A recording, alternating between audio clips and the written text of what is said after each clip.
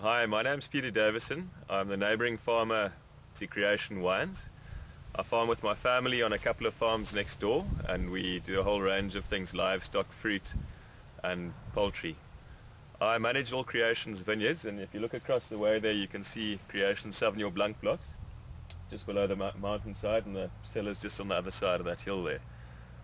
We're in a sundowner block now. We're busy picking it at the moment. If you look at these apples, they've coloured up beautifully with the cold autumn we're having. We had a bit of rain last night and this morning, so it's you see there's still a bit of rain on them, but they're perfect to pick and perfect quality. What we're going to do with these is we're going to give some of them to Andre, the head chef at Creation's restaurant, and he's going to make an apple chutney, which he's going to put on the platters to serve for lunches and that sort of thing. Sundown is one of the last apples that we pick, and we at the end of May now, the 28th of May, and if you look at this apple, I've just picked it off the tree.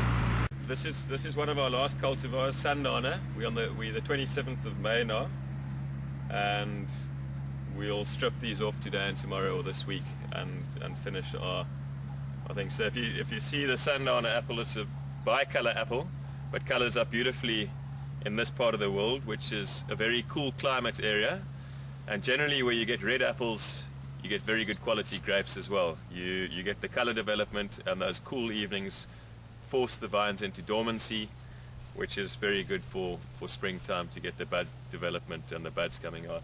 And if you look at the Sauvignon Blanc vines across the way there, again you can see all the leaves are pretty much off, and we're slowly going into winter dormancy. You look at all our farming practices in the valley with the apples and the vines, we try and go as biologically friendly as possible.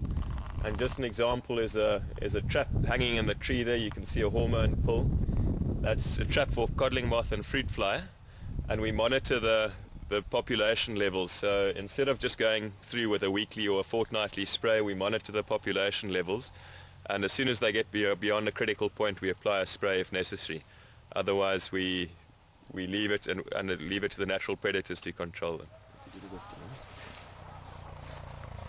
If you look at this, once again coming back to our biological farming, you look at the stem of that tree, we've got a PVC band with glue on it. That's a stem barrier that we use for banded weevil, so they can't climb up into the tree and harm the fruit. They usually leave a little bite mark in, which grows into a little bump when the apple matures, which would be a second grade or third grade apple. If you look up in this tree over here, you'll see there's a little tag, little plastic tag. That's for codling moth. It's a mating disruption tag. So basically it stops the mating of the codling moth, which it confuses them, so the populations are always kept at a very low level.